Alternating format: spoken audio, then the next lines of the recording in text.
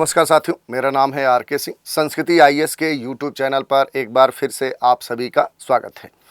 आज के इस एपिसोड में हम एक मामले की चर्चा करने वाले हैं। ये मामला दो कोर्टों के बीच का है, जिस पर कलकत्ता हाई कोर्ट ने एक आदेश दिया था, लेकिन उस पर सुप्रीम कोर्ट के द्वारा टिप्पणी की गई है।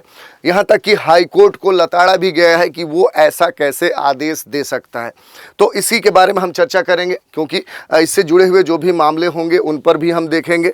और ये जो मामला है, अगर बात करें तो ये है कि सहमति से यौन संबंध की उम्र 16 वर्ष करना कितना सही है। ये मामला है क्या है, इसके बारे में हम देखने का प्रयास करते हैं। पहले एक न्यूज़ लेते हैं।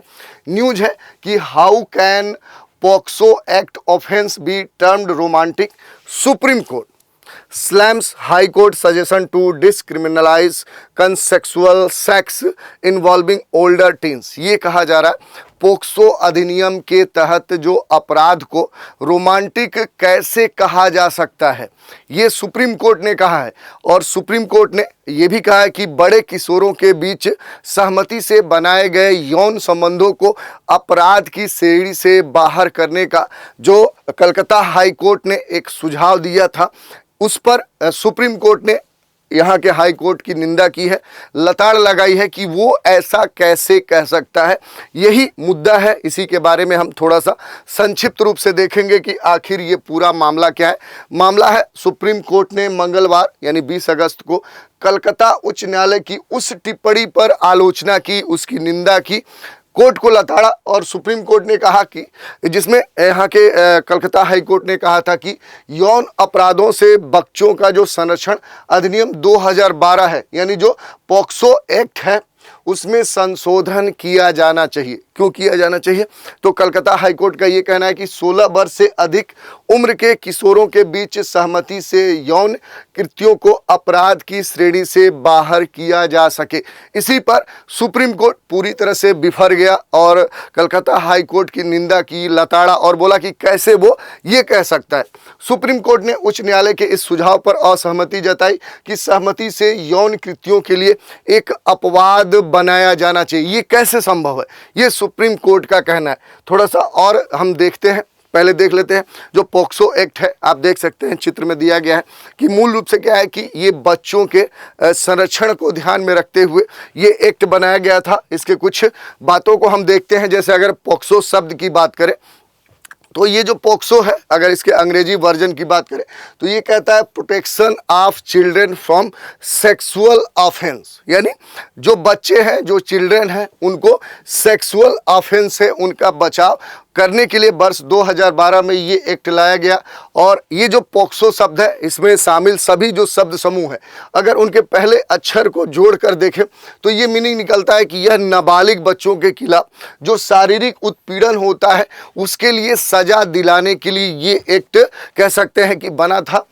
पॉक्सो के धारा 3 की अगर हम बात करें तो इसमें पेनिट्रेटिव सेक्सुअल जो असल्ट है उसको भी बताया गया है, जिसमें ये कहा गया है कि यदि बच्चे के शरीर के साथ कोई भी छेड़छाड़ की जाती है, कोई हरकत की जाती है, तो वो भी क्या होगा, वो सजा के अंतर्गत आएगा, यानी वो एक सजा माना जाएगा और उसके लिए इस कानून में दंड पहले से निर्धारित है।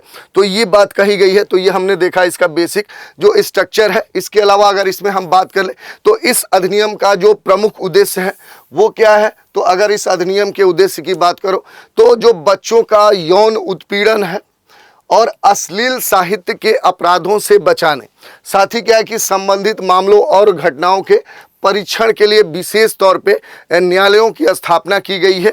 ये अधिनियम भारत के द्वारा हस्ताक्षरित है संयुक्त राष्ट्र के बाल अधिकारों पर कन्वेंशन जो 1989 है, उसके प्रावधानों से भी ये तर्क संगत है। तो ये बात कही गई है पॉक्सो एक्ट के संदर्भ में। थोड़ा सा और इसके बारे में हम देखते हैं तो जो पॉक्सो अधिनियम है ये 18 वर्ष से कम उम्र के बच्चों को यौन उत्पीड़न जो यौन शोषण है और जो बाल पोर्नोग्राफी है उससे बचाने के लिए खास तौर पे बनाया गया। ये जो अधिनियम है इसके तहत 18 वर्ष से कम आयु के व्यक्ति की सहमति भी अप्रासंगिक मानी गई है और इस अधिनियम के अनुसार एक यौन हमले को और अधिक गंभीर माना जाता है जब प्रताड़ित बच्चा जो है वो मानसिक रूप से बीमार है। यदि उसके साथ छेड़छाड़ की गई, कोई इस तरह की हरकत की गई तो वो और सख्त अपराध माना जाता है और उसके लिए जो दंड होता है वो और कठोर हो जाता है। इसके अलावा अगर बात करें तो अपराध निम्नलिखित व्यक्तियों में से किसी के द्वारा अगर किया जाता है, जैसे सशस्त्र बलों के द्वारा, जो सुरक्षा बल है, जो सिक्योरिटी फोर्सेस है, एक लोक सेवक है, या बच्चे के भरोसे या अधिकार की स्थिति में एक व्यक्ति जैसे परिवार का कोई सदस्य हुआ, पुलिस अधिकारी हुआ, शिक्षक हुआ, डॉक्टर हुआ, या अस्पताल का कोई भी व्यक्ति, प्रबंधन या कर्मचारी, चाहे वो सरकारी हो या निजी हो, तो वो और कठिन सजा माना जा सकता है इसके संदर्भ में कि वो अपराध और कह सकते हैं कि बड़ा है और उस पर सजा भी निर्धारित की गई है। ये जो अधिनियम है इसको वर्ष 2012 में भारत सरकार के द्वारा बच्चों के यौन शोषण, यौन अपराध से बचाव के लिए इसे लागू किया गया था। पोक्सो जो एक्ट है इसमें स्पष्ट रूप से ये एक्सप्लेन किया गया है, ये व्याख्यायित किया गया है कि 18 वर्ष से कम आयु का कोई भी जो व्यक्ति होगा उसे चिल्ड्रेन माना जाएगा, उसे बच्चा माना जाएगा। अगर उसके साथ इस तरह का कोई भी कृत्य किया जा रहा है तो वो अपराध की श्रेणी में माना जाएगा और उसके लिए इस एक्ट में जो निर्धारित दंड है वो दिया जाएगा। इसके साथ ही जो कानून में इससे संबंधित जो कह सकते हैं दंड निर्धारित किए गए हैं उसका भी वो भागी होगा। बच्चों पर यौन अपराध करने के लिए मृत्युदंड सहित अधिक कठोर दंड देने के लिए 2019 में पोक्सो अधिनियम की समीक्षा के साथ क्या है, इसमें बड़े स्तर पर संशोधन भी किया गया। भारत सरकार ने पोक्सो नियम 2020 को अधिसूचित किया है। तो आप देख सकते हैं कि समय समय पर क्या है कि ये जो एक्ट है इसमें आवश्यकताओं के अनुसार बदलाव भी किए गए हैं, संशोधन किए गए हैं, कुछ नए क्लास जोड़े गए हैं ताकि वर्तमान में जो नई परिस्थितियां बन रही हैं उसमें यदि बच्चों के साथ कोई भी इस तरह का कृत्य किया जा रहा है तो उससे वो व्यक्ति या जो भी ग्रुप्स है, कोई समूह है, वो बच ना सके, ये बात कही गई है। इसके साथ ही अगर बात करें कि पोक्सो अधिनियम के प्रमुख जो प्रावधान है तो इसको क्या है कि कह सकते हैं जेंडर न्यूट्रल के तौर पे कह सकते हैं स्थापित किया गया। इस अधिनियम में 18 वर्ष से कम आयु के व्यक्ति को बच्चे के रूप में परिभाषित किया गया। ऐसा नहीं है कि वहाँ कोई लड़का लड़की, महिला पुरुष या इस तरह का कोई भेदभाव किया गया। दूसरी अगर बात करें तो रिपोर्ट दर्ज न करना भी अपराध की श्रेणी में इसमें शामिल किया गया है। यानी किसी भी संस्था जो बच्चे को छोड़कर उसका प्रभारी कोई भी व्यक्ति जो अधीनस्थ के संदर्भ में यौन अपराध की रिपोर्ट दर्ज नहीं करता है तो वो क्या होगा, वो दंड माना जाएगा और इसके लिए उसे सजा भी दिया जाएगा। यही नहीं, रिपोर्ट करने की कोई निश्चित समय सीमा नहीं है। इस प्रावधान में कहा गया है कि पीड़ित व्यक्ति किसी भी समय कभी भी क्या है अपराध के संदर्भ में रिपोर्ट दर्ज करवा सकता है, यहाँ तक कि दुर्व्यवहार होने के कई वर्षों के बाद। जैसे अगर किसी भी बच्चे के साथ कोई इस तरह का छेड़छाड़ हुआ है, कोई ऐसा कृत्य हुआ है और उस समय वो अपनी रिपोर्ट नहीं दर्ज करवा पाया तो बाद में भी कई वर्षों बाद भी वो उसकी रिपोर्ट दर्ज करवा सकता है। ये इस एक्ट में दिया गया है। यही नहीं, पीड़ित व्यक्ति की जो गोपनीयता है, वो जो उसकी प्राइवेसी है, वो पूरी तरह से बरकरार रखी जाती है, इस एक्ट में दिया गया है। इस अधिनियम में मीडिया के किसी भी रूप से पीड़ित की पहचान का खुलासा करने से ये एक्ट मना करता है जब तक कि अधिनियम के द्वारा स्थापित विशेष न्यायालयों के द्वारा अधिकृत न किया जाए। जब तक न्यायालय इसके बारे में कुछ भी आदेश नहीं देता है तब तक क्या है कि पूरी प्राइवेसी मेंटेन की जाती है। तो ये इस एक्ट के बारे में है। यही नहीं, अंतिम बार देखे जाने का जो सिद्धांत है वो भी ये दर्शाता है। जैसे अंतिम बार देखे जाने का जो सिद्धांत है ये बाल यौन शोषण के मामले में लागू होता है। इस सिद्धांत के अनुसार अगर हम देखें तो पीड़ित के साथ अंतिम बार देखे जाने वाले व्यक्ति को अपराधी माना जाता है जब उस समय के बीच का समय अंतराल इतना कम होता है कि यह संभव नहीं कि किसी भी अन्य व्यक्ति के द्वारा अपराध किया हो। तो ये बातें कही गई हैं। यही नहीं, बाल अनुकूलन, जांच और सुनवाई का भी प्रावधान है। यानी पोक्सो अधिनियम की धारा 24, 26, 33 में जांच और सुनवाई की जो प्रक्रिया है ये निर्धारित की गई है जिसे बच्चे की जरूरत को ध्यान में रखते हुए तैयार किया गया है। यही नहीं, पोक्सो अधिनियम के तहत किसी भी अपराध की जाँच करते समय निम्नलिखित बातों का ध्यान रखा जाता है। जैसे बच्चों का जो जो बयान है उसके निवास स्थान पर, ताकि वो क्या हो कि उसका बयान प्रभावित ना हो। सामान्यतः महिला पुलिस अधिकारी के द्वारा दर्ज किया जाता है, ताकि ऐसा ना हो कि किसी पुरुष के प्रभाव के कारण वो घबराए, वो डरे और वो सही बयान अपना ना दे पाए।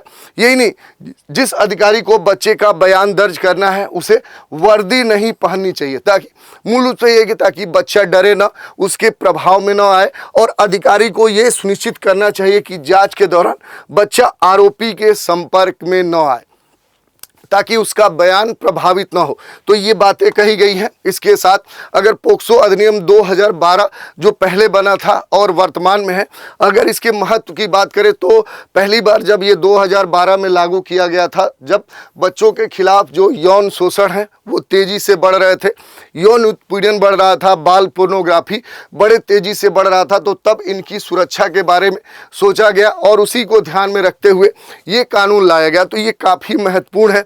इसके आधार पर अगर हम देखें तो बच्चों के खिलाफ जो यौन शोषण की घटनाएं स्कूलों में होती है, धार्मिक स्थलों पर होती हैं, पार्कों में होती हैं, छात्रावासों में होती है, किसी पब्लिक प्लेस या प्राइवेट प्लेस पर होती है, तो वहाँ पर क्या है कि ये जो एक्ट है ये उनकी सुरक्षा की गारंटी देता है।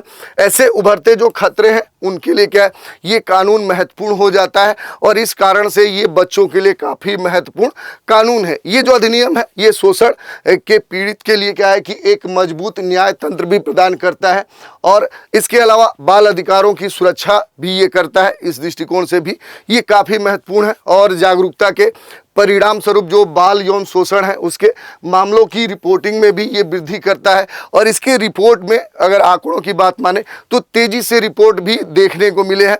बहुत सारे रिपोर्ट जो पहले दर्ज नहीं किए गए थे वो अब दर्ज किए गए हैं। अधिनियम में गैर भेदन यौन हमले और गंभीर भेदन यौन हमले दोनों के लिए सजा का प्रावधान किया गया है। तो ये इस एक्ट में ये बातें कही गई हैं। अब आज की इस चर्चा पर एक प्रश्न की भी चर्चा हम कर लेते हैं। प्रश्न क्या है, तो यौन अपराधों से बच्चों का जो संरक्षण है यानी जो पोक्सो एक्ट है, इसके बारे में निम्नलिखित कथनों पर विचार कीजिए। पहला जो स्टेटमेंट है वो है कि यह संयुक्त राष्ट्र के बाल अधिकारों पर कन्वेंशन है जो 1989 के प्रावधानों के अनुरूप है। दूसरा कथन है ये 18 वर्ष से कम उम्र के बच्चों को यौन उत्पीड़न, यौन शोषण और बाल पोर्नोग्राफी से बचाने के लिए बनाया गया था। और तीसरा कथन है इस अधिनियम के तहत 18 वर्ष से कम आयु के व्यक्ति की सहमति भी अप्रासंगिक है। उपर्युक्त में से कितने कथन सत्य हैं?